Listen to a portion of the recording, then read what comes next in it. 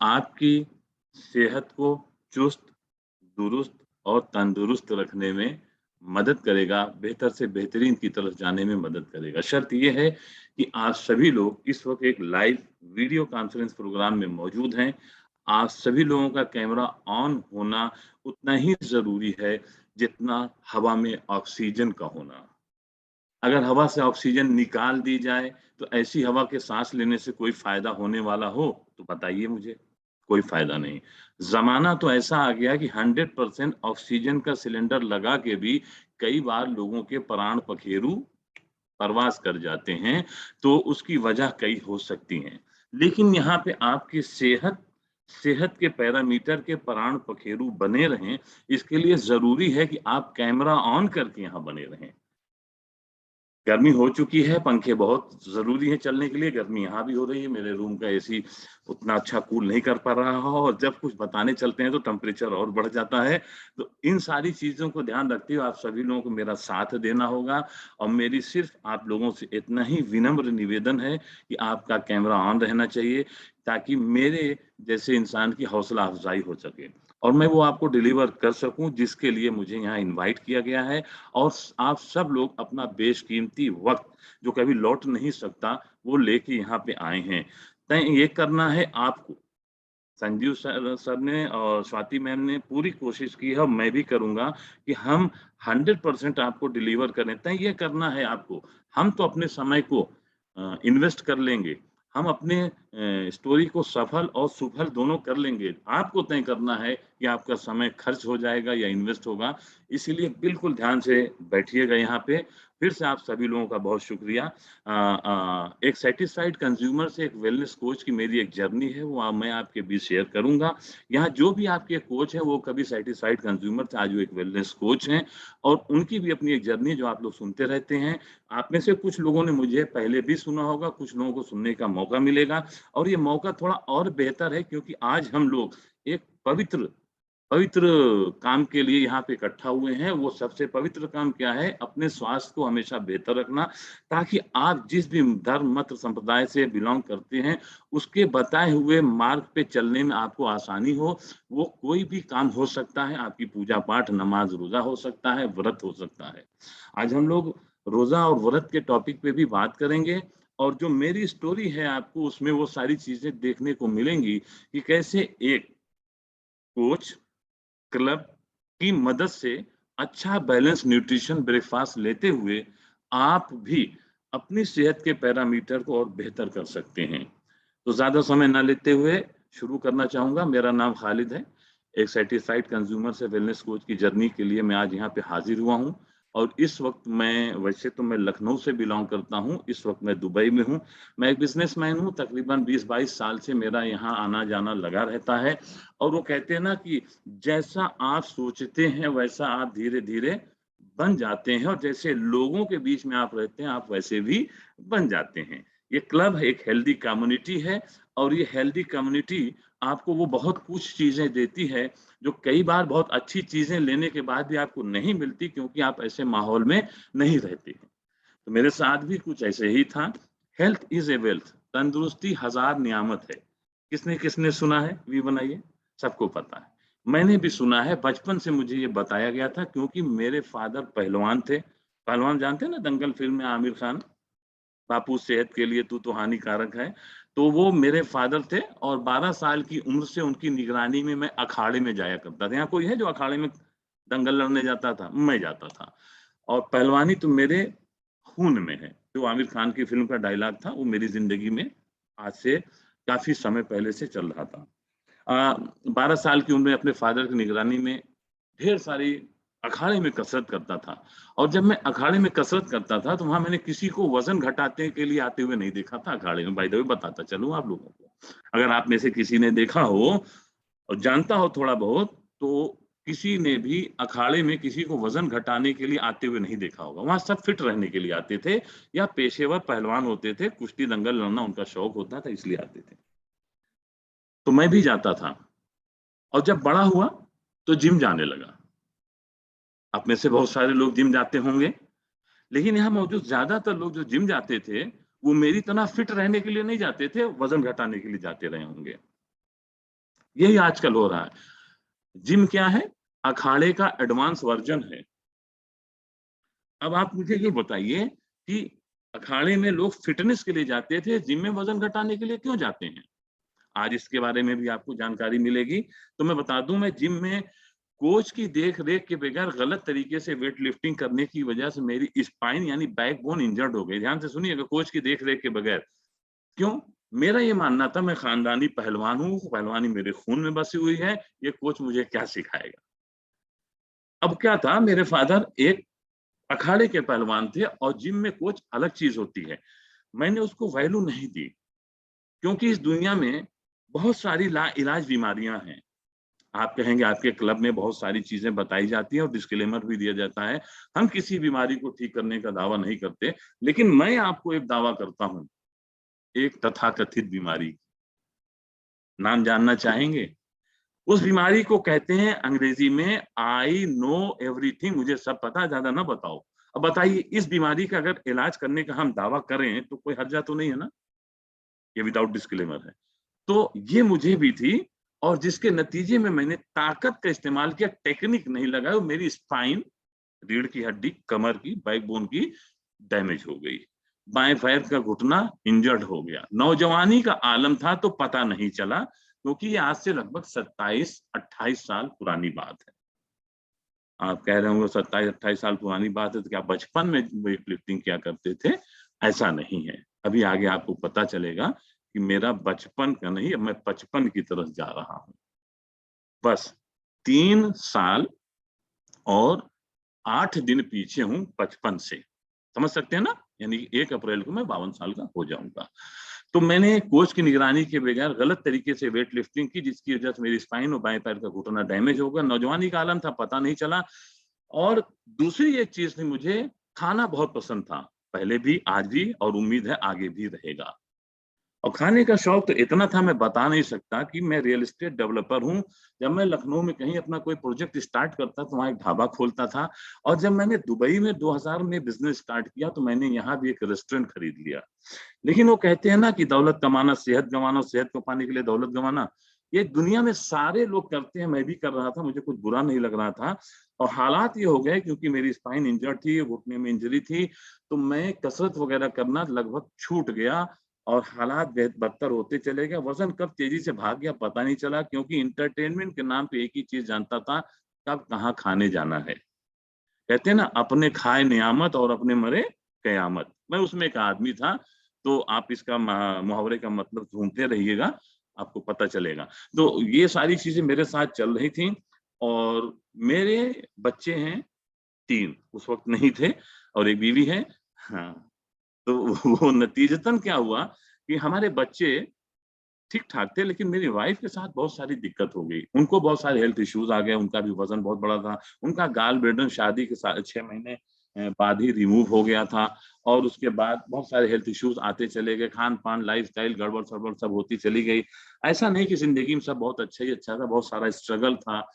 दौलत कमाने के लिए अपनी सबसे कीमती चीज़, अपनी सेहत दाँव पे लगा दी। तो मेरी वाइफ़ ने भी मेरे साथ संघर्ष किया। नतीजा ये हुआ कि उनके साथ बहुत सारे कॉम्प्लिकेशंस आ गए। उनका सिज़ेरियन हुआ और उनकी ओवरीज़ में सिस्ट हो गया था और लगातार उसका इलाज करते थे। घटता था, बढ़ता था, घटता था, बढ़ता था, ऐसा दसियों साल चला। फाइनली डॉक्टरों ने कहा अब इसको हमें ऑपरेट करके निकालना पड़ेगा, अदरवाइज़ क्या होगा, ये कैंसर बन सकता है। उस बीच हालत ये थी मेरी वाइफ़ की कि हर महीने वो आईसीयू में एडमिट हुआ करती थी और कहीं भी सड़क पे बेहोश होके गिर जाया करती थी और वज़न बहुत ज़्यादा हो चुका था। एक आदमी की पल्स 70-80 चलती है, हार्ट बीट उनकी 180 हो जाया करती थी। मेडिकल टर्म में उसे टैकीकार्डिया बोलते हैं। डॉक्टर भी नहीं समझ पाए प्रॉब्लम क्या है। लीवर इतना डैमेज हो गया था कि 1 गिलास पानी भी पीना उनके लिए मुश्किल हो जाता था। अब हम 2 लोगों की ये हालत थी, तो हमारे 2 बच्चे उस वक़्त थे, वो दोनों हम लोगों की देखभाल में कहीं न कहीं अपनी पढ़ाई-लिखाई डिस्टर्ब कर रहे थे। और फाइनली हमारा एक तीसरा बेटा भी हुआ, he is suffering from down syndrome. बचपन से उसे एक ऐसी बीमारी जिसका दुनिया में कोई इलाज नहीं, जिसे डाउन सिंड्रोम कहते हैं। अब हम दोनों लोग अपने बारे में छोड़ के उसके बारे में लग गए और जिसने जो बताया खाया, जो बताया लगाया, जहाँ बताया वहाँ पे गए और नतीजा कोई नहीं निकला। 2009 में हमारे एक रिलेटिव थे, उन्होंने हमें सलाह दिया कि अगर आप लंदन जाएँ, हो सकता है कुछ आप लोगों का समाधान हो जाए। हम लोग गए, मरता क्या ना करता, हम गए और वहाँ जाने के बाद जब डॉक्टर्स ने मेरी वाइफ को देखा, तो जानते हैं उन्होंने क्या बताया कि उनका गॉल ब्लैडर निकला था, ओवरीज एंड यूट्रस रिमूव थे, बोथ ओवरीज आर रिमूव। आप समझ सकते हैं फीमेल में ओवरीज हार्मोन्स बनाने का बहुत बड़ा रोल अदा करती हैं और वो एकदम से कट कर दिया जाए तो आप जान नहीं सकते कि क्या-क्या हेल्थ इश्यूज आते हैं। लोगों ने बोला इनका वजन कोई कम नहीं कर सकता और बच्चे को हमारे देखा तो बोला कि ये बाय बर्थ है, इनका कुछ नहीं हो सकता, माँ-बाप की सेवा में कमी रहेगी, इनकी सेवा करिए कि यही आपको जन्नत यानी स्वर्ग में ले जाएँगे। और हमको जब देखा बोला आपकी स्पाइन की हम सर्जरी करेंगे, चांसेस 25% है सक्सेस के, हो गया तो गुड, नहीं तो आप ज़िंदगी भर हम बेड पे रहेंगे। तो हमने कहा सर कोई और तरीका बताइए, 50% तक लाइए तो सोचे, उन्होंने बोला हम नहीं कर सकते। आखिर में उन्होंने एक चीज़ कही, आप लोगों को दवाओं की नहीं दुआओं की ज़रूरत है। तो मेरे को समझ नहीं आया कि दुनिया का सारा धर्म हमारे देश में पाया जाता है। एक अंग्रेज ने मुझे बताया आपको दवा नहीं, दुआ चाहिए। अच्छा आप में से कितने लोग ये मानते हैं जो कि दवाओं से बेहतर दुआएँ काम करती हैं? भी बनाइएगा, अनबिलीवेबल, अनबिलीवेबल। अब आप लोग एक चीज़ ध्यान से सुनिएगा, अब देखिए जिनका कैमरा ऑन होगा वो इस रिस्पॉन्स को समझ पाएँगे, जिनका नहीं होगा वो नहीं समझ पाएँगे। हो सकता है कुछ लोगों के साथ जेन्युइन प्रॉब्लम हो क्योंकि कुछ कुछ लोग ऐसी जगह पे हैं जहाँ कैमरा ऑन करना खतरे से खाली नहीं है, तो बिल्कुल ना करिएगा, नहीं तो सेंसर बोर्ड से परमिशन लेनी पड़ेगी। उनसे उनकी माफ़ी, बाकी लोग अगर कैमरा ऑन रखेंगे तो इस रिस्पॉन्स को समझ पाएँगे क्योंकि यही रिस्पॉन्स है जो आपकी ज़िंदगी बदलेगा जिसने मेरी बदली थी। तो दवाओं से बेहतर दुआएँ काम करती हैं, ये सब लोग जानते हैं। लेकिन वो दुआएँ ज़्यादा बेहतर काम करती हैं जो बगैर माँगे मिले, ये कितने लोग जानते हैं? कम लोग जानते हैं। दवाओं से बेहतर दुआएँ काम करती हैं और दुआएँ ज़्यादा बेहतर काम करती हैं जो बगैर माँगे मिले। आज आप लोग दिन भर जो भी करना हो करिएगा, रात को सोने से पहले ज़रूर सोचिए क्या आज आपने कोई ऐसा काम किया कि किसी इंसान ने आपको बगैर माँगे दुआएँ दी हों? अगर हाँ, तो उसे कंटिन्यू रखिएगा, अगर नहीं, तो अपने कोच से पूछिएगा। क्योंकि आपके कोच हमेशा एक चीज़ यहाँ बताते हैं, थैंक यू नहीं बोलने का, 2-3 लोगों की मदद करने का, यानी एम्बेसडर क्वालीफाई करने का। यही वो हमारा तरीका है। मैं 100% श्योर हूँ कि आज की सुबह की शुरुआत ही ऊपर वाले ने मुझे एक ऐसा मौका दिया कि कुछ लोगों की ज़िंदगी में एक बेहतर बदलाव लाने का ज़रिया बनूँगा और बगैर माँगे मुझे बहुत सारे लोग दुआएँ मिलेंगी, जिसकी वज़ह से आप देखेंगे कि 55 की तरफ जाते हुए मेरा बचपन कैसे सलामत है। आपका भी मौका मिलेगा। तो मैं सोचने पे मजबूर था बट कुछ कर नहीं सकता था। तो आज से करीब 2010 में अपने धर्म के अनुसार हमने तय किया कि हम लोग हज करने जाएँगे। क्योंकि हमने ये मान लिया था कि हमारा टाइम पूरा हो गया। वो कहते हैं ना ठाकुर तो गयो, ना खा सकते हैं, ना सो सकते हैं, बहुत सारी दिक्कतें थी। तो वहाँ से आने के बाद हम लोगों ने तय किया हम हज करने जाएँगे। जब मैं हज के लिए जा रहा था, प्रोग्राम बनाया था, तो एक 45 डेज़ की जर्नी होती है, बहुत मेहनत पड़ती है, बहुत चलना-फिरना पड़ता है, टूटा-घुटना कमर और कम एनर्जी लेके कैसे हो सकता है, बट हम तैयार थे करने के लिए और मेरी वाइफ भी। तो जब हमारा फ्लाइट का समय होने वाला था, यानी 5 दिन बचे हुए थे अ, उस वक़्त हमारे मोबाइल पे एक एसएमएस आता है। एसएमएस जानते हैं ना? अब कम लोग जानते होंगे, पहले वो एसएमएस आता था, व्हाट्सएप आता है। तो एक मैसेज आता है कि आप लोग हज करने जा रहे हैं, आपका एक हेल्थ चेकअप होगा, फलाँ एड्रेस पे आइए। उस दिन भी मेरी वाइफ लखनऊ के सबसे बड़े हॉस्पिटल सहारा में एडमिट थी आईसीयू के अंदर। हार्ट बीट बढ़ी हुई थी और बेहोश होके गिर गई थी। हमें समझ में आया कि क्या कारण है जो हमें, क्योंकि हम सारा मेडिकल करा चुके थे, बहुत सारे मेडिकल टेस्ट करने पड़ते हैं हज के लिए जाने के लिए। बट हम गए, हमारी फ्लाइट को 3 दिन जब बचा था हम गए।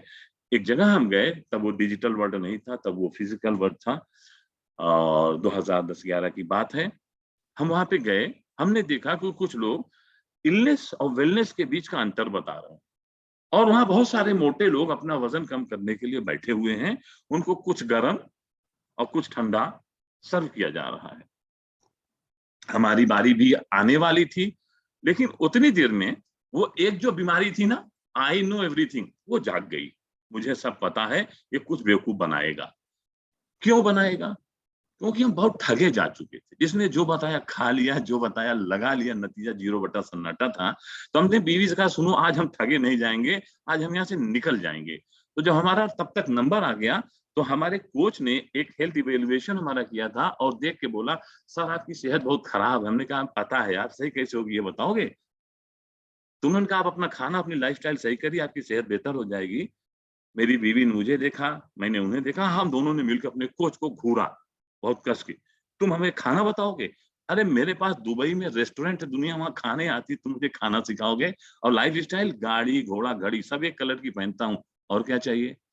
तो ऐसा कुछ आई नो एवरीथिंग था, इतना हावी था। और चूंकि परिस्थितियां ऐसी थी कि दूध का जला मट्ठा भी फूक फूक के पीता। अच्छा, ये मुहावरा किसने किसने सुना है? दूध का जला मट्ठा फूक के पीता। हम में से कोई बिल्ली नहीं है, लेकिन कई बार हम लोग भी मट्ठा फूक के पीते हैं, क्योंकि हम कहीं ना कहीं जले हुए होते हैं। आप में से भी कई सारे लोगों के साथ ऐसी सिचुएशन आई होगी। देखिए, शमीम आलम साहब है, इन्होंने मुस्कुरा के मेरी बात का स्वागत किया, क्योंकि इनका तजर्बा मुझसे कहीं ज्यादा है। तो आपके सबके साथ है, हमारे भी था। हमने अपने कोच को बुरी तरीके से नकार दिया और हम वहां से निकल लिए। जब हम निकल रहे थे तो वो शख्स हमारे पास आते हैं, हमारी रिपोर्ट हमें पकड़ाते हैं, लिफ्ट के पास आके कहते हैं, सर कभी जीवन जीवन में आपको अपनी सेहत बेहतर करनी है तो हमें याद जरूर करिएगा। आप में से कितने लोग हैं, जब पहली बार में आप नहीं माने थे और अब आपके कोच ने आपको कई बार अप्रोच किया था, कोच ने कई बार अप्रोच किया था। अब कोच और अप्रोच का कितना बढ़िया सामंजस्य बैठ रहा है। कोच की अप्रोच जो होती है वो बहुत ही पावरफुल होती है, क्योंकि वो भूतपूर्व भुक्तभोगी होता है। भूतपूर्व सैनिक सुने थे, भूतपूर्व विधायक सुने थे, भूतपूर्व मंत्री सुने थे। भूतपूर्व भुक्तभोगी क्या होता है? जिस गड्ढे में आप गिरे हैं, यानी पड़े हैं, वहां से निकल चुका हुआ इंसान, उसे भूतपूर्व भुक्तभोगी कहते हैं। कई बार अप्रोच के बाद भी शायद आप उसकी बात समझ ना पाए हों, लेकिन कोच की अप्रोच जारी थी। तो मैंने उस शख्स की तरफ देख के, मैं बता नहीं सकता मैंने कौन से शब्दों का प्रयोग किया, वो थोड़ा असंसदीय हो जाएगा। पुरानी जिंदगी में उसे बहुत ही अच्छा शब्द माना जाता था। मैंने कहा, मेरा नंबर तुम्हें कहाँ से मिला? और दोबारा खबरदार मुझे जो फोन किया, तो समझ रहे हो तुम्हारा क्या करूंगा मैं, क्योंकि उस वक्त मेरे साथ 2 गनमैन चला करते थे। मेरा बिजनेस था और मैं एक पॉलिटिशियन भी था। तो मैं वहां से चला गया। और जब मैं हज करने गया, वहां पे मेरी कम एनर्जी, गड़बड़ खान पान, स्पाइन की एनर्जी की वजह से आखिरी के जो 15 दिन होते हैं, जब सबसे इंपॉर्टेंट काम शुरू होता है हज का, वही मेरा पैर यूजलेस हो गए, यानी मैं अपने पैर से उठ नहीं पा रहा था। डॉक्टर ने मुझे देखा, बोला हज करने में? मैंने कहा जी। कहने लगे, सुनो, दवा भी लेना तो व्हील चेयर से आना, नहीं तो हमारा हज हो चुका। मैंने मुस्कुरा के, हंस के जितनी आसानी से बात बता दी, आप सोच नहीं सकते मैंने उन पलों को फिर से जिया है कि बीइंग ए मुस्लिम आप हज करने जाएं और आप हज ना कर पाए, आप उस मुकद्दस जगह पे जा ना पाए। जो इंसान ताकत के सहारे जिंदगी जिया हो, उसको लोग सहारा दे के उठाए बैठाए। और वहां पे कोई नहीं था, मेरी बीवी थी। तो वो जो पल है ना, रोंगटे खड़े हो जाते हैं आज भी ये सोच के कि कौन से ऐसे गुनाह किए थे जिसकी सजा मिल रही थी, कौन से ऐसे पाप थे जो मुझे वहां पे पनिश किया जा रहा था। एक नॉर्मल इंसान यही सोचता है, मैं भी सोच रहा था। बट मैं आज आप लोगों से कहूंगा, मैं शुक्रगुजार हूं उस ईश्वर का, उस परवरदिगार का, कि जिसने उस मकाम पे मुझे इतना माजूर मजबूर किया कि लोग मुझे सहारा देकर उठा बैठा रहे थे। अगर वो दिन ना आया होता मेरी जिंदगी में, तो पता नहीं आज मैं होता ना होता। वो तो सबको पता है, जितनी उम्र है उतना जी के जाएंगे। लेकिन धरती पे, घर पे, परिवार पे, समाज पे, सोसाइटी पे बोझ ही होता। वो दिन ना आया होता जब लोग मुझे बेचारा कह रहे थे, तो शायद आज ये इंसान एक वेलनेस कोच ना होता। वहीं से रास्ता शुरू हुआ और किसी तरीके से मैंने अपना हज कंप्लीट किया। और वो हज कंप्लीट करने के बाद मैं घर पे आके बिस्तर पे पड़ा रोता और सोता था। क्यों रोता था, सोता था? क्योंकि मैं ये सोचता था कि मेरे जो और बच्चे हैं, बेटा और बेटी, वो तो ठीक ठाक हैं। एक छोटा बेटा जो माजूर है, उसका क्या होगा अगर मुझे कुछ हो गया? ये मेरी फैमिली है। मेरी स्क्रीन पे आप देख पा रहे होंगे, एक साइड में मेरा छोटा बेटा है और उसके बाद मेरी बेटी है। बीवी को मैंने पीछे छुपा रखा है और एक साइड में मेरा बड़ा बेटा है। आप समझ सकते हैं ना कि इस बच्चे के लिए हमने क्या-क्या नहीं किया। बट एक डर सी रहती थी, क्योंकि हाथ पैर वाला इन बच्चे होते हैं ना, जो इंडिपेंडेंट होते हैं, उनके लिए भी माँ-बाप जाते हैं तो उनको मरने का डर नहीं होता। उनको डर ये होता है मेरे बच्चे सेट हुए कि नहीं।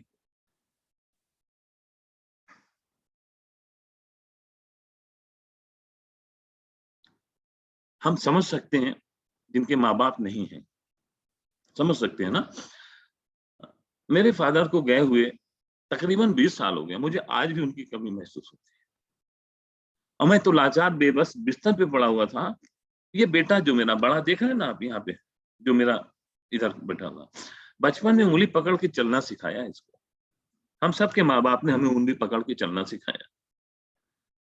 लेकिन 40 साल की उम्र में ये हट्टा-खट्टा नौजवान जिसने हेल्थ इज ए वेल्थ घुट्टी की तरह से पिया था, अच्छा खाया था, खूब सारी कसरत किया था। वो टूटा-फूटा पड़ा हुआ था और उसका बेटा जिसको बचपन में उँगली पकड़ के चलना सिखाया तो उसको उँगली पकड़ा के बाथरूम ले जाता। माँ-बाप की सेवा से जन्नत मिलती है, वालिदैन की खिदमत करो जन्नत मिलती है। अरे माँ-बाप की ज़िंदगी नरक हो, उससे बच्चे को स्वर्ग मिले, ये भी कोई तरीका है? हम अपने बच्चों पे डिपेंड हो जाते हैं, जो हमारे डिपेंडेंट हैं उन पे हम डिपेंड हो जाते हैं। हो सकता है आप रिटायरमेंट की एज में फाइनेंशियली हो जाएँ, बट फिज़िकली नहीं होना चाहिए। और यहाँ तो 40 साल में हो गया था। आप सोच सकते हैं क्या बीत रही थी। मैं कंप्लीट सुसाइड केस था। लेकिन मैं शुक्र अदा करूँगा उस परवरदिगार का, उस ऑलमाइटी का कि उसने मुझे उन तमाम मुश्किलों में डाला और वहाँ से निकलने के लिए मुझे फरिश्ते के तौर पे एक कोच दिया। वो कहते हैं ना आपका कोच का क्या रिश्ता है, वो रिश्ता नहीं वो फरिश्ता है। ना यकीन आए तो उन इंसान से पूछिए जो अपनी ज़िंदगी मौत से जूझ रहे हैं, छोटी-छोटी समस्याओं को लेके। वो रिश्ता जो फरिश्ता होता है, उसने मेरे कोच को मेरी ज़िंदगी में कहते हैं ना इंसान से थोड़ा ऊपर और देवता से थोड़ा नीचे। हम इंसान हैं, हमें अपनी औकात में रहना चाहिए। इसलिए मैं कभी ये नहीं कहूँगा कई बार लोग आके हम लोगों से कहते हैं सर आप हमारे लिए भगवान हो। हम उनसे हाथ जोड़ के विनती करते हैं, आप लोग कहते हैं भगवान को भगवान रहने दो, हमें इंसान ही रहने दो। हम अभी पूरी तरीके से बन ना पाए, इंसान भगवान कहाँ से बन सकते हैं। बहुत सारी दिक्कतें चल रही थी और फाइनली क्या हुआ मेरा डाइजेशन सिस्टम इतना खराब हो गया कि मैं कुछ खा नहीं सकता। डॉक्टर ने लिक्विड रिकमेंड कर दिया, लिक्विड। तब मुझे ख्याल आया क्योंकि मैंने एक बार शेक पिया था, तो मैंने अपनी मिसेज़ को बोला कि यार उन लोगों से कॉन्टैक्ट करो क्योंकि वो मीठा भी था, मीठा मुझे बहुत पसंद है, इतना पसंद है मैं बता नहीं सकता। दुश्मन की तरह है, कच्चा चबा जाऊँ उसको। हाँ, आज भी मैं खा लेता हूँ कभी-कभी, बट अवॉइड करता हूँ, शुगरी मीठा नहीं खाता है, और भी चीज़ें आती हैं, उसका इस्तेमाल कर लेता हूँ। तो मैंने अपनी वाइफ़ से बोला, मेरी वाइफ़ ने जब उन लोगों को कॉन्टैक्ट किया, दिल्ली शहर से जो लोग लखनऊ में आए थे, तो 3 लोगों ने मुझे अप्रोच किया था। कोच की अप्रोच 3 लोगों ने की थी। उन तीनों में से कोई मुझे एडॉप्ट करने के लिए तैयार नहीं था, यानी गोद लेने के लिए तैयार नहीं था। क्यों? मेरा जो एरोगेंट अप्रोच थी उस दिन, जो मैंने असंसदीय भाषा का प्रयोग किया था, उसकी वजह से कोई मुझे गोद लेने को तैयार नहीं था। जो बड़ा हरी-साडू टाइप आदमी है, उसको मैं नहीं देखूँगा, मरने दो उसको। लेकिन एक फरिश्ते को मुझ पे रहम आया, जिसने उस दिन मेरा वो अप्रोच नहीं देखा था, उसने हिम्मत की। उन्होंने मुझे सिखाया what is food, what is nutrition. मेरे घर आ के वो मेरी मदद की। 5 दिन तक उनका जो नॉलेज थी मुझे लेक्चर लगता था, मैं बोर होता था, पढ़ा था, भाग नहीं सकता था इसलिए सुन रहा था और फिर भी मैंने वो न्यूट्रिशन लेना शुरू किया। 5 दिन के अंदर एनर्जी अच्छी लगने लगी। मैंने उनसे कुछ प्रोडक्ट्स न्यूट्रिशन लिए, इस्तेमाल करना शुरू किया और उसके बाद मैं करते-करते 20 दिन में अपने पैरों पे खड़ा हो गया। जब मैं अपने पैरों पे खड़ा हो गया, तो मैंने अपने कोच को थैंक यू बोलने के लिए कॉल की और जब वो आए, तो उन्होंने इस इंसान से मुलाकात की, ये मेरे दादाजी नहीं है, ये मैं था, ये मैं हूँ। पहले मैं अपने बेटे के बाद जहाँ दादा दिखता था, अभी बड़ा भाई दिखता हूँ। ये तस्वीर उन्होंने खींची थी और बोला था, "सर ये आपका अभिशाप है, एक दिन वरदान बनेगा।" तो मैं समझ नहीं पाया, थोड़ा-थोड़ा तो मैं समझ गया था, ये कोच वो थोड़ा दूसरे किस्म के लोग हैं और ये कहते हैं ना कि जो मैंने आपसे बोला, इंसान से थोड़ा ऊपर, देवता से थोड़ा नीचे वाले लोग हैं, ये रिश्ता नहीं फरिश्ता बनते हैं। तो मैं उनकी बात को थोड़ा-सा सीरियस लेता, ज़्यादा नहीं। आज यही ऐब है मेरा यही मेरा अभिशाप है जो मेरे लिए वरदान बना। अगर ये तस्वीर नहीं होती शायद मैं कुछ दिखा ना पाता क्योंकि तस्वीरें तो बहुत थी, वीडियो तो बहुत थी। इसमें मैं स्टिक ले लेके चला करता तो मेरा मोबाइल खो गया। आप समझ सकते हैं जब 40 का था 60-65 सा दिखता भी था, महसूस भी करता था। आज 50 प्लस हूँ, 30-35 सा दिखता भी हूँ, महसूस भी करता हूँ जबकि मेरे पेट में 3 अल्सर था, यूरिक एसिड 9.5 था, एसिडिटी, गैस, साइनस, माइनस तमाम समस्याओं से जूझते हुए फाइनली हार्ट पेशेंट भी हो गया था। मेरे फादर भी थे, ये सब मुझे हेरिडिटी में मिला था। आपने कोच से सुना होगा कि हम लोग हिंदुस्तानी अपने माँ-बाप से विरासत में प्रॉपर्टी से ज़्यादा बीमारियाँ गिफ्ट में पाते हैं, 4-5 गुना ज़्यादा दूसरे देशों के मुकाबले। तो ये मेरे साथ भी था। मेरे फादर को 48 की एज में पहला अटैक आया था, पहलवान थे और 65 में वो हमें छोड़ के गए। मेरे बड़े भाई को 45 की एज में पहला अटैक आया, दूसरा आया ही नहीं, वो चले गए। मेरे छोटे भाई को 40 साल की उम्र में आया और वो खड़े-खड़े गिरे, चले गए। मैं भी उसी में से हूँ। मेरे भाई हार्ट में स्टंट पड़ा हुआ है। मेरी मेन आर्टरी 99% ब्लॉक थी और ये किसी को पता नहीं था, बट मुझे लग रहा था अगला नंबर मेरा है। और जब मेरे साथ इसी दुबई में वो समस्या हुई, तो मैंने कैसे अपने आप को सर्वाइव किया मैं अभी आपको बता दूँगा। लेकिन उससे पहले मैं आपको एक अपने ट्रांसफॉर्मेशन का छोटा-सा वीडियो दिखाना चाहूँगा, जिसकी तस्वीर आपने देखी थी। ये ट्रांसफॉर्मेशन आपका हो सकता है, इससे बेहतर हो सकता है। इससे कमतर भी हो सकता है। डिपेंड ये करता है कि आपका जुनून, पैशन, डिटर्मिनेशन कितना है और आप थैंक यू कितने लोगों को बोलते हैं, यानी एम्बेसडर आप कैसे क्वालीफाई करते हैं। तो ये छोटा-सा 7 सेकंड का वीडियो क्लिप है। इसमें मेरे इस ट्रांसफॉर्मेशन की जर्नी को पिछले 11 साल से ज़्यादा समय में जो मैंने किया है, वो आप देख सकते हैं। तो ये मेरी सक्सेस स्टोरी है और इसी सक्सेस स्टोरी ने मुझे प्रेरित किया। जब मैं फिट हो गया, ज़िंदगी भर फिट कैसे रहूँगा, इसके लिए मैं अपने कोच से पूछा, तो उन्होंने कहा कि सुनो, एक दिन एसी चलाने से पूरे महीने कमरा ठंडा नहीं रहता। यानी जब ठंडी हवा चाहिए एसी चलाना पड़ेगा। कितने लोगों को पता है, अभी कई लोगों के घर में एसी की सर्विस भी नहीं हुई होगी और कई लोग गर्मी महसूस कर रहे होंगे, बट एसी नहीं चलाएँगे क्योंकि एसी की सर्विस नहीं हुई है, वो खराब हो जाएगा। उस एसी की इतनी परवाह है, इसकी नहीं परवाह है। तो क्या होगा, आप एसी की प्रॉपर सर्विस कराएँगे, फिर चालू करेंगे। एक दिन एसी चलाने से पूरे महीने कमरा ठंडा ही नहीं रहता। बात बहुत लॉजिकल थी, but I am not satisfied. यानी जो कर रहे हो, वो करते रहोगे, फिट-फाट रहोगे, जो कर रहे थे वही करोगे, फिर वहीं पहुँच जाओगे।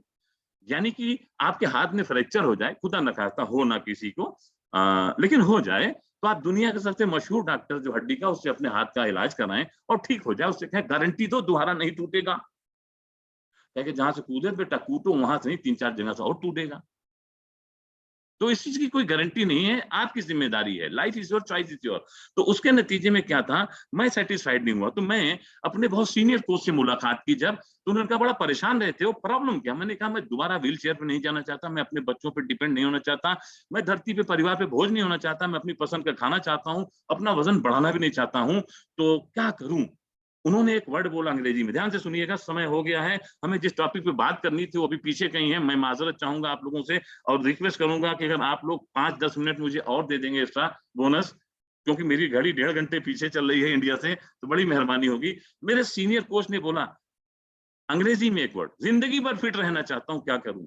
अच्छा, आप में से कितने लोग हैं जो ज़िंदगी भर फिट रहना चाहते हैं? जी बनाएँ। हाँ, हाँ, अरे वाह! हर कोई चाहता है। अभी देखिए यहाँ पे वो बात बाद में बताऊँगा, पहले बता दूँ। जन्नत में जाना हर कोई चाहता है, मरने के लिए कोई तैयार नहीं है, बगैर मरे जन्नत मिलती नहीं। हैं? स्वर्ग चाहिए, मरेंगे? नहीं, फिर जाएँगे कैसे? तो मैंने वो सीखा, आप जा सकते हैं, जीते जी भी जा सकते हैं क्योंकि इतिहास में ऐसा हुआ है। एक शख्स जीते जी भी स्वर्ग पहुँचे थे, अपने कर्मों की वजह से, आप भी जा सकते हैं, कैसे? स्वर्ग यहाँ, नर्क यहाँ, इसके सिवा जाना कहाँ? तो वो स्वर्ग नर्क कैसे हो सकता है जितने दिन चुस्त, दुरुस्त, तंदुरुस्त रहें। उसके लिए ज़रूरी क्या है? आपके जब मैं पैदा हुआ था 50 साल पहले, तो मेरे माँ-बाप ने मेरा लालन-पालन और पोषण किया था। आज के ज़माने में लालन-पालन है, पोषण है ही नहीं। क्यों? पहले देसी घी का खाना था, धनिया की पत्ती लेके गुजरो, रास्ता महकता अभी नाक में घुसेड़ लो, ना महके, देसी घी की तो बात ही छोड़ दो। आज मैगी नूडल पेप्सी बर्गर वाली ये जो जनरेशन है, इसका पोषण कहाँ है ही नहीं। लालन-पालन हम बहुत अच्छा से कर देते हैं, एयर कंडीशन कमरे में रखते हैं, सारी लग्ज़री देते हैं, स्मार्टफ़ोन देते हैं, जिसमें जूझे रहते हैं, फिज़िकल एक्टिविटी नहीं करते हैं, पोषण नहीं करते हैं। आपका लालन-पालन पोषण कैसे होता है? मेरे कोच ने मुझे बताया, अंग्रेजी में। लिख सकते हैं तो लिख लीजिएगा, हो सकता है आपने सुना हो, आज रिमाइंड करिएगा। Care more about others and you will be taken care of. ये हमारी कंपनी के फाउंडर मार्क्यूस साहब के वचन हैं, कथन हैं, जो उन्होंने अंग्रेजी में कहा था, जिसे मैंने हिंदी में समझा था। आप मेरी स्क्रीन पे देखना चाहें तो देख सकते हैं, जिसे मैंने हिंदी में समझा, जो आप अपने लिए चाहते हो दूसरों को बाँटो, जो दोगे वही पाओगे, जो बोओगे वही काटोगे, जो काटोगे वही ना बाँटोगे। तो सेहत बोता हूँ, सेहत काटता हूँ, सेहत बाँटता हूँ। ज़िंदगी बदल चुकी है, चमत्कार हो चुका है। जिस चीज़ के लिए दर-दर ठोकरें खाता था, भीख माँगता था, आज ऊपर वाले ने मेरे कोच की मदद से, इस क्लब की मेहरबानी से लोगों को देने का ज़रिया बनाया है। और क्या चाहिए? बच्चे जान लोगे? नहीं। तो सबसे कीमती चीज़ आपकी सेहत है, जिसे आप कहीं गँवा चुके हैं। बस ध्यान रखिए, आपका कोच हमेशा आपको अप्रोच करता रहेगा, कभी उसका बुरा ना मानना। हालाँकि मैं इंतज़ार कर रहा हूँ कि कुछ लोग ऐसे आएँ मेरी ज़िंदगी में, जैसे मैंने अपनी कोच की इज़्ज़तदार तरीके से बेइज़्ज़ती की थी, कुछ लोग करें। ये मेरे ऊपर कर्ज़ है, जो मैंने उसके साथ किया था, मैं उसे उतारना चाहता हूँ। लेकिन शायद ऊपर वाले को पता भी मेरा टेम्परामेंट इस लायक नहीं, मैं उसे बर्दाश्त कर सकूँ, इसलिए अभी उसने रोक रखा है। तो ये जो चेंज है, केयर मोर अबाउट अदर्स, लोगों की मदद, वहाँ से मैंने करना शुरू किया, सीखना, समझना शुरू किया। बिलीव मी, जिस दिन मेरा भाई हार्ट अटैक से इस दुनिया से गया, मैं ट्रेनिंग के लिए जा रहा था, और मैं वापस आया, उनका अंतिम कार्यक्रम जो था उनका जनाजा किया और फिर मैं ट्रेनिंग के लिए हैदराबाद गया। नतीजा क्या है, आज medicine free, injury free life जीता हूँ, लोगों की मदद करता हूँ, मैं कहीं भी रहूं। मेरा वो बच्चा जिसे डॉक्टर ने बोला जिंदगी भर बेड पे रहेगा, आज सब कुछ करता है, पढ़ाई लिखाई करता है, बट नो दवाई करता है। मैं बता दूं, ये मेरा पर्सनल रिजल्ट है, किसी बीमारी को ठीक करने का दावा नहीं है। आपका रिजल्ट बेहतर कमतर हो सकता है, डिपेंड ये करता है आप चीजों को कैसे लेते हैं। मैं चीजों को बहुत अच्छे से लेता हूँ। मेरा एफरेज खत्म है, मैंने इसमें अपना सिंपली प्रोबायोटिक नहीं डाला था, मैं इसके अंदर डाल लेता हूँ, क्योंकि ये मेरे डाइजेशन को, यानी पेट के डाइजेशन को इतना अच्छा रखता है कि हम सब जानते हैं जिसका हाजमा से उसका सब कुछ सही, और मेरा दिमाग भी चुस्त दुरुस्त तंदुरुस्त रहता है। जब पेट सही रहेगा, यानी हाजमा सही रहेगा, तो आपका डाइजेशन अपने आप सही रहेगा। तो वो मैं सिंपली प्रोबायोटिक की मदद से करता हूँ। और मेरी हार्ट हेल्थ के लिए मेरा नाइट वर्क हमेशा मेरे साथ रहता है। यही वो न्यूट्रिशन है, जब मुझे इमरजेंसी की जरूरत पड़ी थी मैं इसको इस्तेमाल कर रहा था, और आज मेरे हार्ट में स्टेंट पड़ा था। जब मेडिकल साइंस सरप्राइज थी, मैं एक स्पेशल स्टडी केस हूँ कि 99% हमारा हार्ट ब्लॉक था, बाकी तो 100% कैसे क्लियर था, क्योंकि मैं एक अच्छे माहौल में था। आप समझ सकते हैं ना कि अगर उन हालात में ना पहुंचा होता तो ये न्यूट्रिशन वगैरह ना मिलता, कोच की मदद ना मिलती, तो मैं अपने फैमिली के और मेंबर्स की तरह एक ब्लॉक करके चला जाता। वो ब्लॉकेज क्या थी, श्रिंक रहती है, हमारे यहाँ मैन्युफैक्चरिंग फॉल्ट है, श्रिंक हो गई थी आर्टरी, ब्लॉकेज कुछ भी नहीं था। इसलिए आज भी मैं बहुत बेहतर हूँ, अपनी कैपेसिटी से कई गुना ज्यादा काम कर पाता हूँ। तो इसलिए नहीं कि सिर्फ अच्छा न्यूट्रिशन लेता हूँ, बल्कि इसलिए कि फिट होने के बाद मैं अपने तमाम धर्म कर्म को, सोशल रिस्पॉन्सिबिलिटीज को बहुत अच्छी तरीके से कर पाता हूँ, और वहां से बहुत सारी ब्लेसिंग्स आती हैं। ईश्वर बड़ा दयालु है, कृपालु है, यानी कि खुदा रहीम भी है, करीम भी है। रहम यानी कि दया वो सब पे करता है, करम यानी कृपा वो किसी किसी पे करता है, यानी किसकी कृपा करता है, जिस जो उसका काम करता है। हम सब आपके कोच यहाँ बैठ के रोज सुबह सुबह उस ईश्वर के मैसेज को आप तक कन्वे करते हैं कि हेल्थ इज ए वेल्थ, आओ हम बताते हैं कैसे होगा, जैसे हमारा हुआ था। तो इसी कड़ी में हम लोग यहाँ पे इकट्ठा है कि व्रत और रमजान ये सारी चीजें हैं। तो इसकी शुरुआत करता हूं, मैं आप लोगों को बताता हूँ ये फटाफट होता कैसे है। बाय द वे, इस क्लब में आने से पहले, इस कम्युनिटी में आने से पहले मैं रोजा नहीं रख सकता था, क्योंकि मेरे पेट में 3 अल्सर था, यूरिक एसिड 9.5 हुआ करता था, एसिडिक गैस का मरीज था। मैं पानी पीस के 5 साल रोजा रखा हूँ। आप समझ सकते हैं क्या हालत हुई होगी मेरी, रखता था। क्यों? क्योंकि वो बहुत जरूरी है। 11 महीने अपने मनमानी करो, 1 महीना उस ईश्वर को दे दो जिसने तुम्हें इस दुनिया में भेजा है। वैसे तो डेली की बहुत सारी गतिविधियां होती हैं, सभी धर्मों में होती हैं, कुछ लोग उसको पूरी तरीके से फॉलो करते हैं, कुछ लोग कम करते हैं, क्योंकि हम में से ज्यादातर लोग जानते क्या है, हम सब लोग अपने धर्म को, मजहब को तो मानते हैं, धर्म को मानते हैं, धर्म की नहीं मानते हैं। इसीलिए हम उसमें फ्लेक्सिबिलिटी ढूंढ लेते हैं। वैसे ही जैसे कोच को मानते हैं, कोच की नहीं मानते हैं, माँ बाप को मानते हैं, माँ बाप की नहीं मानते हैं, उसके बाद बैठ के सोचते हैं हाय दैया मैया ये क्या हो गया। तो एक लोग बहुत अच्छे से रिस्पॉन्स दे रहे हैं, आप भी दीजिएगा। तो मैं नहीं रख सकता था, बट जैसे जैसे मैंने इस अच्छे न्यूट्रिशन को लेना शुरू किया, मेरा डाइजेशन बेहतर होता चला गया। और हम सब समझ सकते हैं कि अगर हमारा खाना सही तो हमें दवाओं की जरूरत नहीं, और खाना सही नहीं, दवाएं भी ठीक से काम नहीं करती। हमारी जिंदगी का बड़ा हिस्सा खर्च हो जाता है तय करने में क्या खाएं जो जिंदा रहे, बाकी जिंदगी गड़बड़ खान पान की वजह से, लाइफ स्टाइल की वजह से, कौन सी दवा खाएं जो जिंदा रहे, हम तय नहीं कर पाते। तो खाने को दवा की तरह खाएं, दवाएं खाने की तरह नहीं खानी पड़ेंगी। ये जितने भी रोजा रमजान व्रत फास्ट आते हैं ना, ये हमें भूखा रखने के लिए नहीं आते हैं, ये हमारे किए हुए कांड को कर्म में बदलने के लिए आते हैं। कांड और कर्म, कर्म कांड होता है ना, हम लोगों ने सुना है, कर्म कांड। आज मैं आपको बताऊं, कांड हम पहले करते हैं, कर्म बाद में होते हैं। तो जो कांड हम किए होते हैं 11 महीने, उसको 1 महीने सुधारने को होता है। बट कई सारे लोग वहां भी कांड कर देते हैं, दिन भर भूखे रखेंगे और शाम को रोजा खोलते टाइम समोसा, शरबत, फलाना ढिकाना। अरे यार, इस भूखे पेट को क्या दे रहे हो। हम सब लोग 1 महीने रमजान का रोजा रखें, या 9 दिन नवरात का व्रत रखें, वो तो आपको पता है। लेकिन मैं आपको बता दूं, 365 दिन, 12 महीने में 11 महीने, हर मुस्लिम की अगर मैं बात करूं जो उस कम्युनिटी से बिलोंग करते हैं, तो वो 11 महीने फास्ट रखते हैं, तभी ना हम ब्रेकफास्ट करते हैं। हम 11 महीने रात का फास्ट रखते हैं, रोजा रखते हैं, और सुबह उठ के क्या खाते हैं, अनशन, समोसा, कचौड़ी वगैरह वगैरह, बैलेंस न्यूट्रिशन नहीं लेते। अगर आप जो 11 महीने रात का फास्ट रखते हैं, उसको सुबह ब्रेकफास्ट अच्छे से कर लें, आपके रमजान के रोजे इतने बेहतर तरीके से गुजर जाएंगे, आप सोच ही नहीं सकते। अगर आप 11 महीने या 12 महीने जो लोग नवरात्र का व्रत रखते हैं, वो अपना ब्रेकफास्ट अच्छे से करें, बैलेंस न्यूट्रिशन लें, तो नवरात्र के व्रत उनके ऐसे गुजर जाएंगे, पता ही नहीं चलेंगे। ये जो पुरुष पुरुष है ना यहाँ पे, महापुरुष जो सिर्फ महिलाओं से व्रत रखाते हैं, वो भी खुशी खुशी करवा चौथ का व्रत भी रखने लगेंगे, बिलीव मी, अगर वो अपना ब्रेकफास्ट खाली सही कर लें। हाँ, तो मैं भी जब इन चीजों को समझा तो रखने लगा। करता क्या हूं मैं रमजान के महीने में, तो जैसे कल सुबह से मेरी सहरी की शुरुआत होने वाली है, मान लीजिए कल से रोजा शुरू होगा, तो मैं क्या करता हूं कि सहरी से करीब पौना घंटा 1 घंटा पहले उठ जाइए, क्योंकि बहुत सारी इबादत ये सारी चीजें करती रहती, मैं उस पर नहीं जाऊंगा। वो आपका अपना सोचना कि आप उसे कैसे करते हैं, वो आपके ईश्वर और खुदा के बीच की बात है।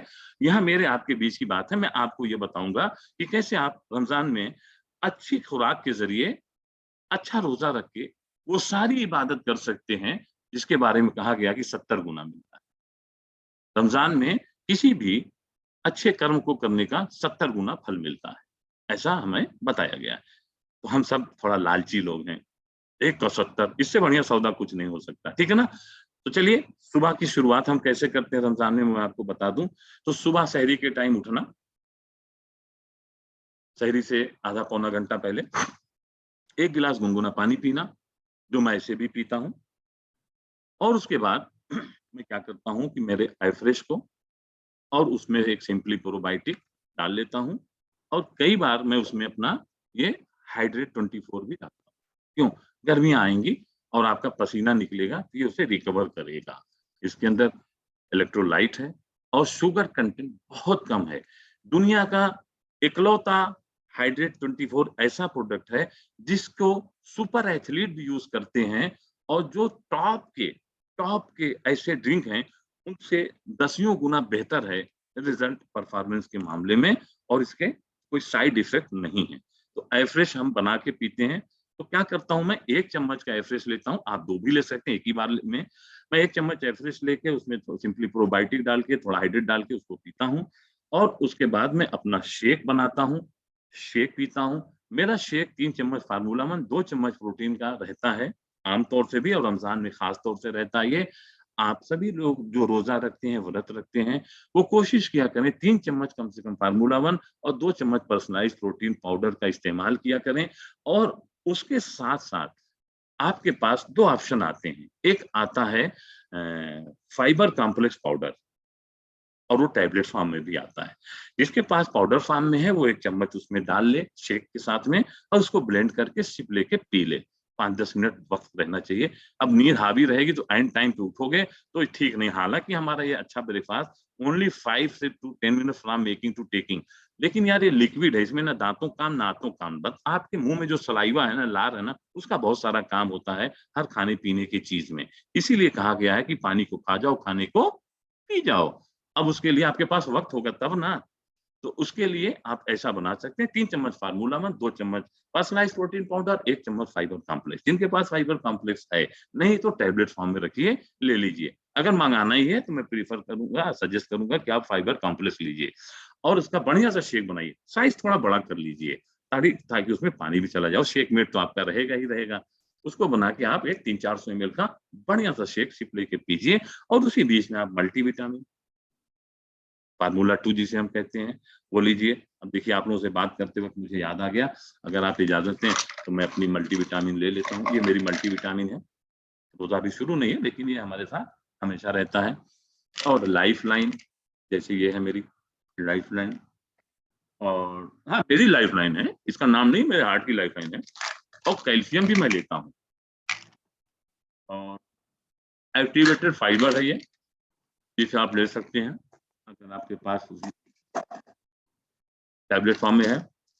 और पेट का एसिड, गर्मी आने वाली है ना, आपके पास एलो कंसंट्रेट होगा, लेकिन एलो प्लस भी होना चाहिए। ऐसे आप देख सकते हैं उसको। और ये मेरा सेल्यूलॉस है। अभी देखिए मुंह भर गया, गुटखा जैसी फीलिंग आएगी। आप जैसे मुंह गुटखा रख के बात करते हैं ना, यहाँ अच्छे लोग, यहाँ कोई गुटखा खाता नहीं, बस देखते हैं लोगों को गुटखा खाया कैसे जाता है। और तो कोई खाता रहा होगा, छूट गया होगा, अभी मन मचल रहा होगा ना, ऐसा देख के कि गुटखा खाते थे जैसे ही बात करते थे। तो ये एक बोलते हैं आयुर्वेद में अच्छे नुस्खों को लेके विटी लाइफ के ब्रांड से ब्रेन हेल्थ बनाया, तो मैं जब से बनाया तब से ले रहा हूँ इसको। ब्रेन हेल्थ, दिमाग तो शार्प रहने चाहिए, क्योंकि भूखा प्यासा दिमाग काम नहीं करता। तो हम क्या करते हैं, वो तो ले लिए। और उसके साथ इम्यून हेल्थ, अभी समझिए ना कि लॉकडाउन के बाद भी और इस कोरोना काल में भी दुनिया का 10वीं बार मैं दौरा कर चुका हूँ, तो क्योंकि मेरी इम्यूनिटी और आप लोग दुआएं बहुत बेहतर है। पानी ले लें, अच्छा सर फ्रेश वाला पानी लेते हैं जिसमें सिंपली प्रोबायोटिक है।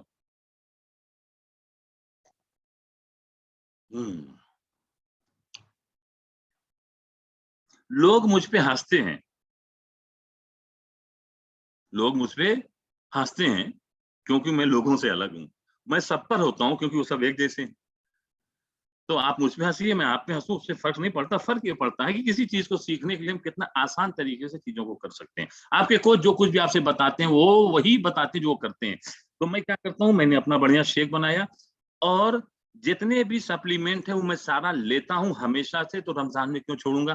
कई बार मैं उसका डोज डबल कर देता हूँ। अपने कोच से पूछ के आप भी अपने सप्लीमेंट के डोज को डबल कर सकते हैं, क्योंकि अब आप दिन भर भूखे रहने वाले हैं, क्योंकि आपने पिछले दिनों वजन घटाया है, कहीं ना कहीं आपके हार्मोन्स पे कुछ ना कुछ चल रहा होगा। इससे बेहतर है कि आप कहीं ना कहीं अपने सप्लीमेंट को बढ़ा लीजिए। बहुत जरूरी चीज है। खाली शेक पी के आप क्या करेंगे? अपने ब्रेकफास्ट को अच्छा करेंगे, अगर ब्रेकफास्ट लेंगे, डिनर में करेंगे तो अच्छा कैलोरी मैनेजमेंट करेंगे, उससे आपका वेट अच्छा होगा और अच्छा न्यूट्रिशन बॉडी में जाएगा, शरीर का नालियों को जाल खुलेगा, आप बेहतर होते चले जाएंगे।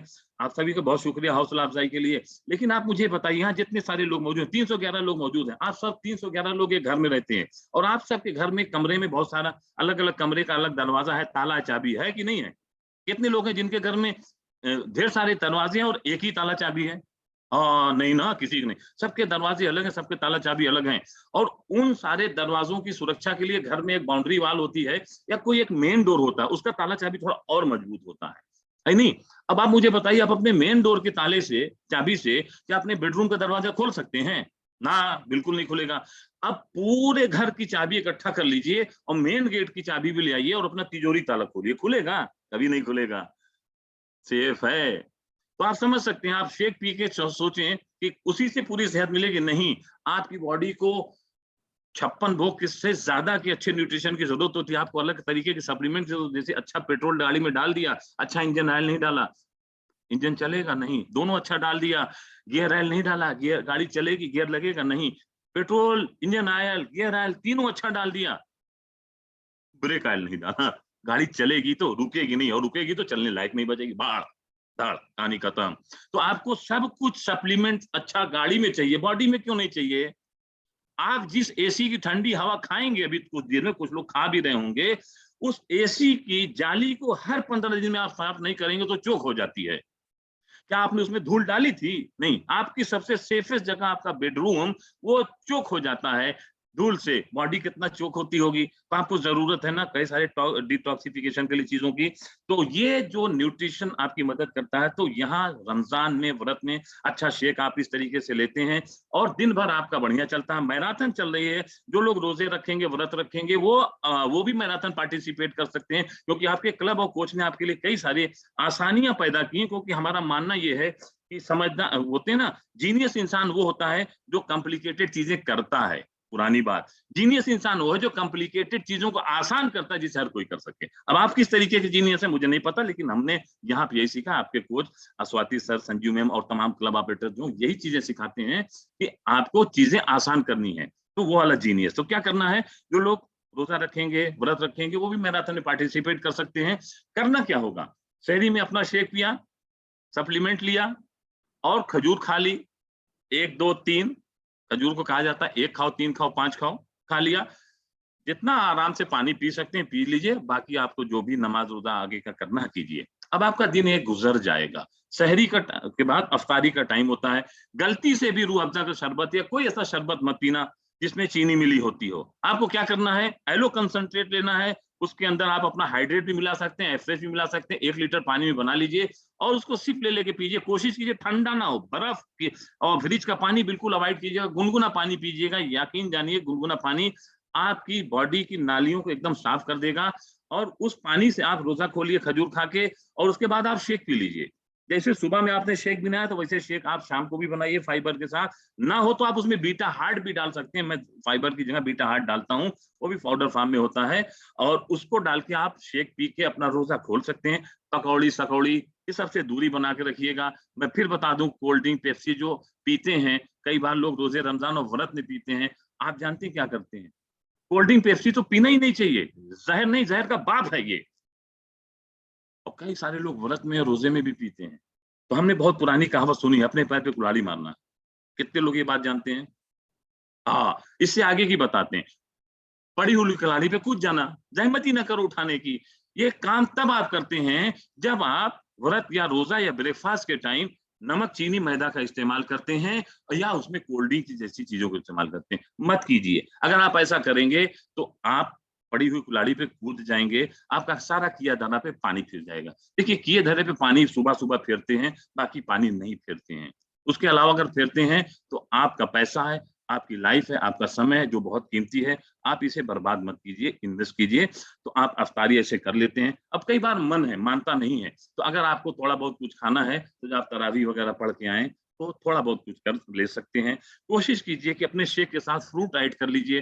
फ्रूट की चाट मत बनाना यार, ये वाहियात चीज किसने इजाद करी?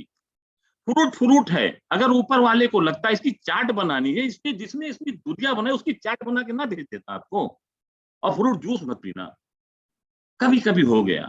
अगर जूस ही जरूरी होता, इतनी बड़ी दुनिया, इतनी बड़ी सृष्टि बनाने वाला ईश्वर आपको टोटी लगा देता ना, फ्रूट की पियो।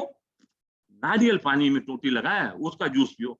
तो जो फ्रूट है उसको फ्रूट की तरह खाओ, और उसमें चीनी नमक चाट मसाला मत मिलाओ, क्योंकि जैसे ही आप फ्रूट में सारी चीजें मिलाते हैं तो वो फ्रूट की फोटो रह जाती है। ऐसे भी फोटो ही बची है, क्योंकि 5 सेब खाने के बाद 1 सेब की ताकत आती है, जो सन 64-70 में आती थी। तो ऐसे ही वो करेला नीम चढ़ा है, और कहाँ चढ़ा रहे हो भाई? तो फ्रूट चाट वाट से बचिए, लाइव फ्रूट खा लीजिए, अच्छे से धो धा के खाइए। शेक के साथ आप फ्रूट वगैरह ले सकते हैं, और इसको फॉलो कीजिए। ये जो भी व्रत है, रोजा है, रमजान है, ये इसलिए नहीं आया कि आपको भूखा रखना चाहते हैं, बल्कि इसलिए आया है कि जो कांड किए हो उसको कर्म में बदल लो, और क्लब की निगरानी में चीजों को करते रहो। आप एक चीज समझ लीजिए कि हम सब कहते हैं ना कि जान है तो जहान है। कितने लोगों ने सुना है ये बात, बताइए? सबने सुना है। वो जान किस काम की जिसमें सेहत ना हो? पुरानी बात। नई बात यही है, जान में जहान तब है जब वो चुस्त दुरुस्त और तंदुरुस्त है, और आप भी मेरी तरह अपने बेटे की बाप की जगह बड़े भाई देखें। ये मेरा बेटा है जिसका मैं बड़ा भाई। आपका अपने बारे में क्या ख्याल है? मैंने कोशिश की अपने स्टोरी के जरिए कुछ चीजें आप लोगों को बताई है। हमारा देश राय बहादुरों का देश है। Everybody Raichand, no Karamchand. आपको किसी रायचंद के ऊपर नहीं जाना, आपको अपने कोच की बात पे जाना, इस क्लब कम्युनिटी के उस पर जाना है, और लोगों की मदद करना है। याद रखिएगा, अभी देखिए यहाँ पे शमीम आलम साहब मौजूद हैं, मेरे सामने मौजूद, इसलिए मैं उनका नाम ले रहा हूँ माजरत के साथ में। उनके सर पे थोड़ा बाल कम है। जब उनके सर पे बाल कम हो रहे थे तो उनको बहुत सारे लोगों ने राय दी होगी कि ये खा लो, ये लगा लो, आ जाएगा। अगर मैं कहूं कि 100 लोगों ने उन्हें राय दी, ये खाओ ये लगाओ आ जाएगा, उसमें 50 खुद गंजे थे, अपने उगा नहीं पाए, शमीम साहब को बता रहे थे। ऐसे ही लोगों के बीच हम रहते हैं। यहाँ पे जो भी आपसे बात किया है उसका अपना एक बेहतरीन रिजल्ट है। वो एक खेलता हुआ खिलाड़ी है, दुनिया का बेहतरीन प्रोडक्ट है, बेहतरीन नॉलेज है, नोबेल लॉरिएट हैं, टॉप के एथलीट हैं, खुद का एक्सपीरियंस है, बहुत सारे लोगों की दुआएं हैं। अगर आप चाहते हैं कि आपकी नॉर्मल लाइफ बेहतर गुजरे तो ये याद रखिएगा, आप सब लोग इस क्लब में आए थे अपना वजन सही करने के लिए, अपनी सेहत सही करने के लिए। ओके, आप यहाँ से आज जाएं तो एक रीजन नहीं, एक विजन लेके जाएं। जैसे किसी ने आपकी मदद की है, वैसे आप कुछ लोगों की मदद करेंगे, क्योंकि जो मदद आपको मिली है वो ईश्वर खुदा खुद उतर के नहीं आया था देने के लिए, किसी इंसान को जरिया बनाया था। आप कितने लोगों का जरिया बने? अपने बारे में तो कुत्ता बिल्ली भी नहीं सोचता। अगर आपने कुत्ता बिल्ली पाला है और आपको खतरे में देखता है तो आपकी जान बचाने के लिए वो भी जंप मारता है। हम अपने आसपास जिस छत के नीचे बैठे हुए हैं, उसी छत के नीचे कई सारे लोग बैठे हैं जो अभी सो रहे होंगे। वो आपके माँ बाप भी हो सकते हैं, आपके बच्चे भी हो सकते हैं, आपके बच्चों के बच्चे भी हो सकते हैं। क्या ऐसा हासिल कर लिया जो अभी तक सो रहे हो? और आप शेक पी रहे होंगे, हो सकता हो फीमेल उनके लिए पराठा बना रही हो। क्या ऐसा आपके साथ गलत हुआ जो आप उनको अच्छा नहीं दे रहे हैं? आपको न्यूट्रिशन का जो बोनस मिलता है शेक का, अपने फैमिली में 18 साल से ऊपर हर इंसान को टेस्ट कराइए और उनको बताइए ये सिर्फ वजन घटाने के लिए नहीं है, ये बैलेंस न्यूट्रिशन के लिए, क्योंकि मेरे बच्चों को वजन घटाने की कोई जरूरत नहीं थी, बैलेंस न्यूट्रिशन की जरूरत थी, जो बचपन से वो लेते पीते बालिग हो गए। अभी मैं अपने नाती पोतों को भी जब वो होंगे तो उनको भी दूंगा। क्या मतलब? मतलब ये कि बहुत जल्दी मेरे बच्चों की शादी करनी है, इसके लिए मैं तैयारी कर रहा हूँ और आप सब लोगों की दुआएँ चाहिए। मैंने जो कुछ भी कहा ये मेरा ज़ाती रिज़ल्ट है, कहीं मेरे शब्द ने साथ ना दिया हो, जो मेरा गुज़रा हुआ कल था। बहुत तकलीफ़ होती, पहले तो ये वर्ड निकलते ही नहीं थे, अब तो आप लोगों के हौसले से निकल आते हैं। मेरे लिए, मेरे परिवार के लिए दुआ करिएगा। मैं आप लोगों के लिए अपना ख़्याल रखूँगा, आप लोग मेरे लिए अपना ख़्याल रखिएगा और अपने कोच को सुरखरू करिएगा, यानी कि कुछ ऐसा करिएगा कि आपके कोच भी फ़ख्र से, प्राउड से कह सकें हाँ, मैं इनका कोच हूँ, आपको भी अच्छा लगेगा, ये मेरे कोच हैं। Thank you so much, take care, bye bye. अच्छे से रोज़ा रखिए, अच्छे से व्रत रखिए, अनहेल्दी खाने-पीने की चीज़ों से बचिए। अगर मेरी कोई बात किसी को हर्ट किया हो, तो माफ़ी चाहूँगा, दिल पे नहीं लेना, गुर्दे पे ले लेना, दिल एक होता है, गुर्दा 2 होता है। Take care, bye bye, have a nice day, फिर मुलाकात होगी। मैंने थोड़ा ज़्यादा वक़्त लिया, इसके लिए फिर से माफ़ी चाहूँगा। ओवर टू संजू सर और मेरे कोच का, मेरे क्लब का बहुत सारा शुक्रिया। Tarun sir, Anjali ma'am, Jaya ma'am, Pandit Rajeev Kapil sir और बहुत सारे लोग हैं और संजू सर और स्वाति मैम के क्या कहने, इन लोगों ने बोलते हैं ना इतने सारे लोगों के साथ बदलाव किया और एक परिवार दिया, आप सब लोगों की ब्लेसिंग मिली। कई और हमारे सीनियर कोच यहाँ पे मौजूद हैं, आप सबका बहुत-बहुत शुक्रिया। जिन-जिन से कुछ सीखा, आप लोगों से भी सीखा। Have a nice day. Thank you so much sir, अपना कीमती समय देने के लिए। और आपकी स्टोरी वाकई में बहुत ही इंस्पायरिंग थी हम सभी लोगों के लिए। और आपकी फैमिली के लिए हम सभी लोग दुआएं करेंगे, क्योंकि आप जैसे कोच हमें इस कम्युनिटी को मिले हैं और आपने आज कई लोगों की जिंदगी को बदल के रख दिया है। तो thank you so much sir, आपका बहुत बहुत धन्यवाद। और आपने जिस तरीके से अपना एक्सपीरियंस शेयर किया कि हमें किन किन चीज़ों का ध्यान रखना चाहिए, लालन पालन और पोषण, जो कि पोषण आज की डेट में मिसिंग है हमारी कम्युनिटी में, हमारे घर में। सो उसका हमें विशेष ध्यान रखना है और अपने इस रमजान को और नवरात्रि को हम कैसे और बेहतर बना सकते हैं, कैसे अपने कांड को कर्म में चेंज कर सकते हैं, ये आपने बताया। बहुत बहुत शुभकामनाएं। और आप सभी लोगों को बहुत बहुत शुभकामनाएं। आप बढ़ चढ़ के मैराथन में पार्टिसिपेट कर सकते हैं। और यदि कुछ और भी आपको कुछ कंफ्यूजन रह गया हो, कुछ क्वेरी रह गई हो, तो आप अपने कोच से आज ही संपर्क करें, अपने आप को रजिस्टर्ड कराएं मैराथन में, क्योंकि आज की जगह कल लास्ट डेट हो गई है मैराथन की, क्योंकि आज सर आने वाले थे, इसीलिए हमने एक दिन को एक्सटेंड कर दिया है। तो आप अपना डिसीजन आज ही ले लें और 26 से हमारी मैराथन शुरू हो जाएगी। सो मिलते हैं जल्दी ही मैराथन की क्लासेस में, स्पेशल क्लासेस में। And thank you so much Suresh sir for a wonderful workout. And thank you so much Kali sir, अपना कीमती समय देने के लिए। Thank you, thank you sir, आप लोगों का एहसान था, कुछ सिखाया है, मौका दिया है, इसके लिए बहुत शुक्रिया। मेरे लायक कोई खिदमत हो, हमेशा हाजिर हूँ। बस ध्यान रखिएगा, ईश्वर दयालु है, कृपालु है, दया सब पे करता है, कृपा किसी पे किसी पे करता है। अगर कृपा चाहिए तो कृपा वाला काम कीजिए, नहीं तो कृपा समोसे की चटनी में नहीं मिलेगी। Bye bye, have a nice day. Thank you, thank you. अब आप सभी लोग इस कॉल को लीव कर सकते हैं। Thank you.